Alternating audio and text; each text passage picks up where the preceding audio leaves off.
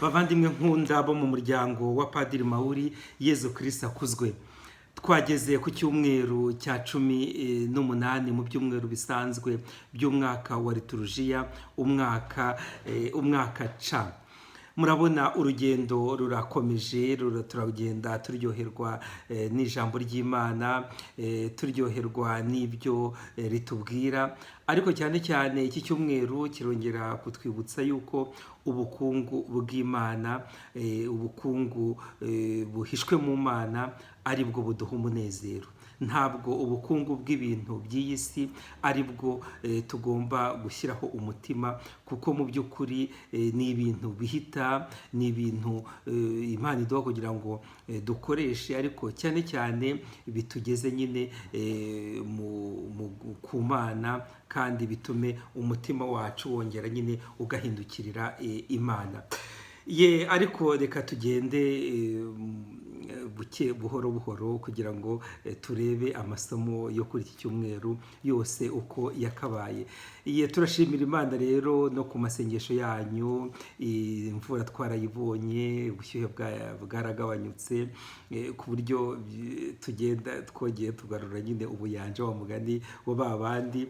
Ntabwo ubushyuhe bukiri ari bwinshi cyane nka mbere, ni ya Mana yacu nyigenda ikatugoboka iyo tugeze kure. Dukomeze rero dusabirane, dukomeze dusabire abantu bose baba bari mu byago, mu bibazo binyuranye, kugira ngo nabo Imana ibagoboke kandi nabo bayiboneho igisubizo mu bibazo byabo nyine bya buri munsi. Ijambo rero ry'iki cyumweru, ijambo ry'Imana ryatangiriwe no mu gitabo cya Koheleti. Kiriya gitabo ni igitabo umuntu yavuga yuko cyanditswe mu gihe abantu b'Imana bari mu bibazo bikomeye, mu bibazo byo kwibaza cyane igisobanuro cy'ubuzima bwabo. Umuntu arakora akavunika, ariko mu by'ukuri ibyo yakoze byose, ibyo yagezeho bigasigarana n'abandi. Niko ubuzima bumeze. Uriya rero wo muri Koheleti yarabyibajije, aravuga ati umuntu aruhira iki mu by'ukuri? Ariko nawe aragira aho akisubiza akavuga ati yego turaruha tukanakora cyane.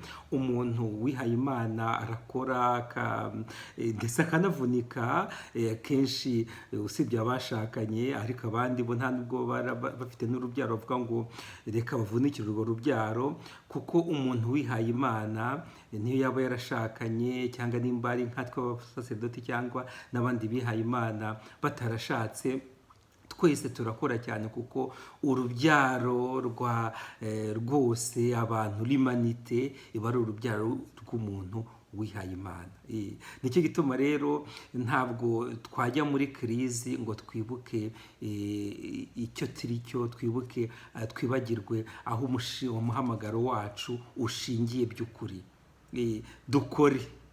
Dukore nubwo bwose iyo twacitse intege twibaza byinshi, ese ndimo ndaruhira iki? Cyane cyane iyo twahuye n'ibibazo mu butumwa, ese ibi byose kuki mbikora? N'abatubanjirije nabo ibi byose barabyibazaga, ariko icyiza ntabwo bigeze bagenda ngo baheranwe n'uko kwibaza. Ndimo ndakorera iki? Oya, urimo urakorera Imana. Gukorera Imana kandi biruta byose. Gukorera Imana ni uburyo bwo guhunika ubukungu twese tugira, ubukungu buturuka ku Mana, ubukungu buhwanye n'ijambo ryayo, bukomoka ku ijambo ryayo, kandi ubwo bukungu bwagiye bwigaragaza nyine mu mwana wayo Yezu Kristo. Burya ibibazo turabyibaza, cyane cyane uko ejo hazamera. Buri muntu wese ashobora kwibaza ibyo bibazo, ariko twebwe dufite impano y'ukwemera, ibyo bibazo turabyibaza bigahurana n'uko ukwemera kwacu kuduha ibisubizo, kandi ibisubizo byiza. N'ubwo bwose igisubizo cy'ukwemera cyatinda, twebwe tuba tuzi neza yuko ukwemera kwacu kutabeshya. niyo tutabona une evidence mathématique, ariko twebwe turakomeza tukagira amizero, ibyiringiro by'uko Yezu Kristo wacu akomeza agaduha ibyo bisubizo, gatuma akadufasha guhangara ibibazo by'iyi si, cyane cyane ibibazo byo gusobanukirwa n'urugendo rwacu, byo gusobanukirwa n'aho turi n'aho tugana. Dukore rero, dukore twumva yuko urubyaro Imana iduha abo tugokera bose, c'est toute l'humanité, n'umuryango wose w'Imana. Ntihagire umuntu wiganda, ahubwo yumve yuko igikorwa cye akoze, cyaba gito cyaba kinini, agikorera umuryango w'Imana. Kandi umuryango w'Imana uratureba twese uko tungana. Dukore tutiganda, dukore nta kuvuga se turakorera iki, turakorera Imana. Ni iby'agaciro gakomeye. Wibuke buri munsi, cyane cyane mbere yo kujya kuruhuka nijoro, uvuga uti ese nakoreye iki Imana uyu munsi? Ese nakoze ibi biteza imbere umuryango wanjye? Nibyo, ariko sinabikoreye Imana, nabikoreye umuryango w'Imana. Kuko we washakanye, wumve yuko igice cyawe cy'umuryango urimo ari une petite partie, nta gace gatoya ku muryango mugari w'abana b'Imana.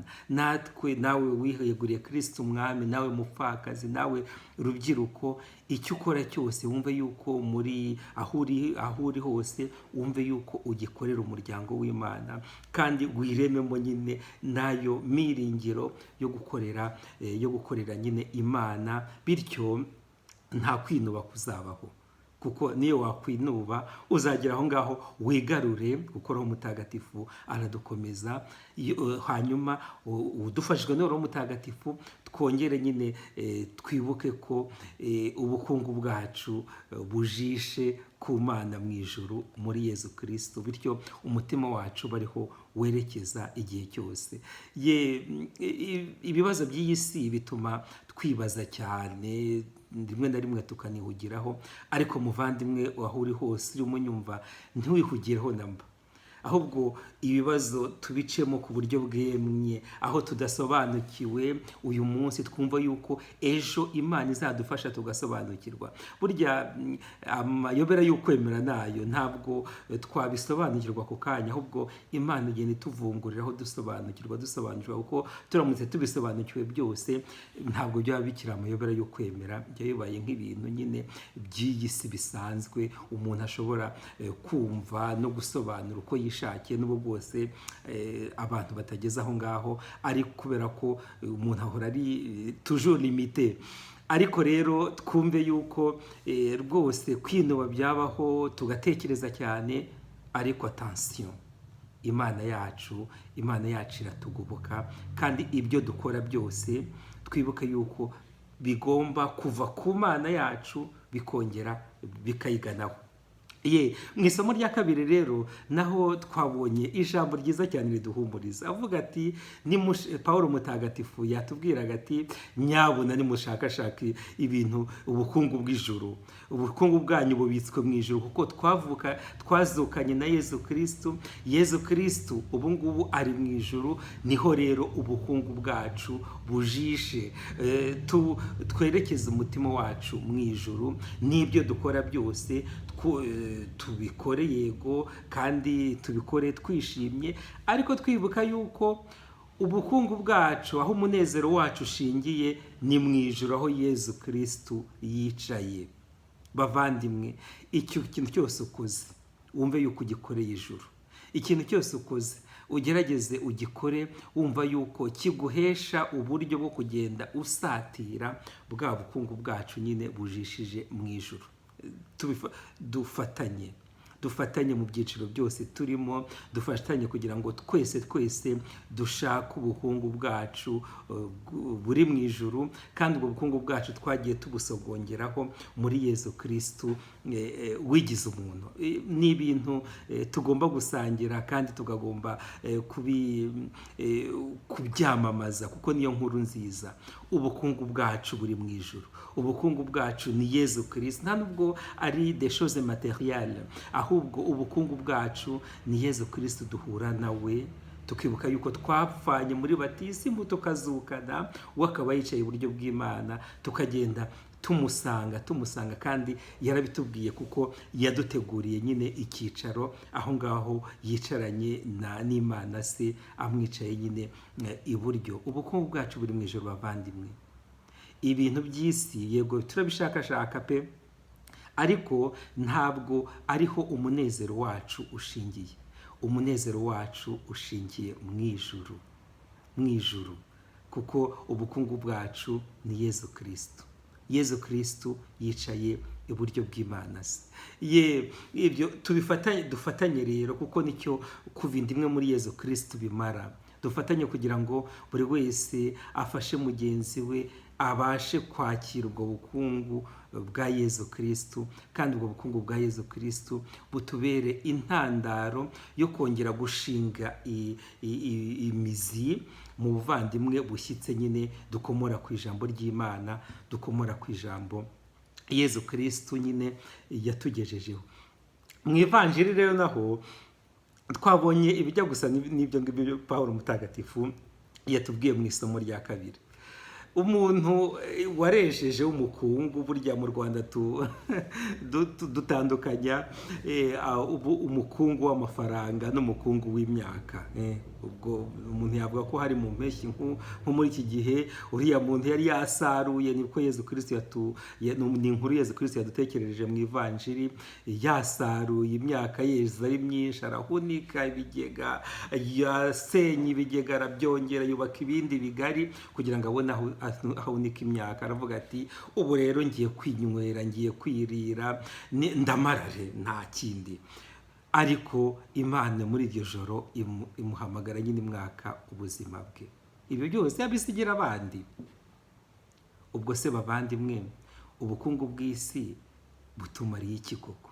Ariko burakitumariye, kuko dukeneye ibintu kugira ngo dukore, dukeneye n'ibintu kugira ngo dukorere Imana. Burya nimba tudafite ibintu nyine by'isi kugira ngo tubashe gukorera Imana biragoye, cyangwa tubashe kugoboka abantu nyine duhereye kuri ibyo bintu, kuri ubwo bukungu Imana iduha, ntabwo byaba bitworoheye tudafite ubwo bukungu. Ariko twibuke ikintu kimwe, ntabwo ubwo bukungu bw'isi ntabwo ariho umunezero wacu ushingiye. Oya, twongeye twumve yuko ibintu bya Kiliziya, ibintu by'umuntu uzi Imana bimara ibintu bishinzwe gukemura ibintu bibiri: iyogezabutumwa no gufasha abakene. Nicyo imitungo ya Kiliziya imara.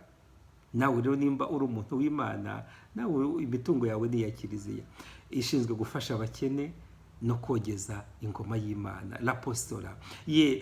Twumve rero yuko tugomba gukora yego, tukagira ibintu, ariko ibyo bintu twumve yuko atariho tugomba kuzirika umutima wacu. Nyabuna irari ry'ibintu ntiritume duteshuka ku nshingano.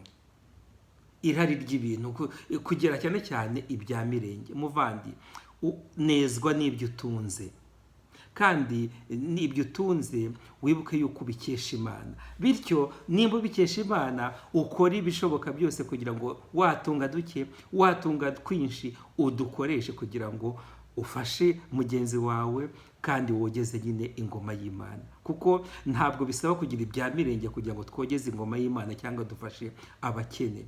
Ahubwo iyo dukeya twinshi cyangwa twinshi dufite tudukoresheje muri ibyo ngibyo, Imana iratwongera tugasanga tubaye abakungu. Kandi uko kuba umukungu cyangwa abakungu muri iyi si ntabwo bituma twirata cyane. Oya, ahubwo twibuka yuko ubwo bukungu butwibutsa ubukungu bw'ukuri, aribwo Yezu Kristo wicaye iburyo bwa Se.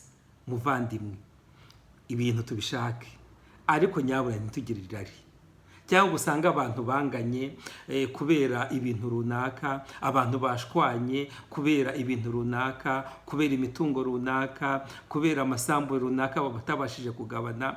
Muvandi, wowe unezezwe na dukeya Imana iguha, hanyuma utwo dukeya ufite tukubere imbarutso yo gushakashaka ubwami bw'Imana, kandi dushakashaka ubwami bw'Imana dukoresha ibyo dutunze kugira ngo dufashe abakene kandi twogeze ingoma y'Imana.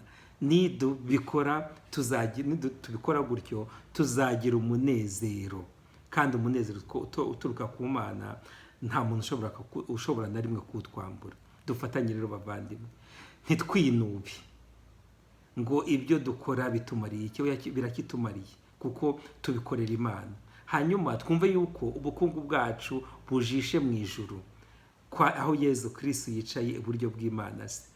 Ntitugire irari ry'ibintu, oya, ntitugire irari ry'ibintu, ahubwo ibintu Imana iduha byaba bike cyangwa ari byinshi, tubikoreshe muri bwa buryo navuze, ariko cyane cyane bitwongeremo umunezero wo gushakashaka Imana no kuyironka, twumva neza yuko ubukungu bwacu ni Yezu Kristo, duhura nawe tukamukunda, kandi byose bikagaragarira mu buryo dukundana nk'abavandimwe, hanyuma tugaha Yezu umwanya wa mbere muri twebwe, akadutsindira nyine iryo rari ry'ibintu, kuko iyo twagize irari ry'ibintu ntabwo tuba tugifite ubwigenge bwo gukorera Imana, oya, ahubwo usanga umutima wacu wiziritse kuri ibyo bintu, kandi birashira.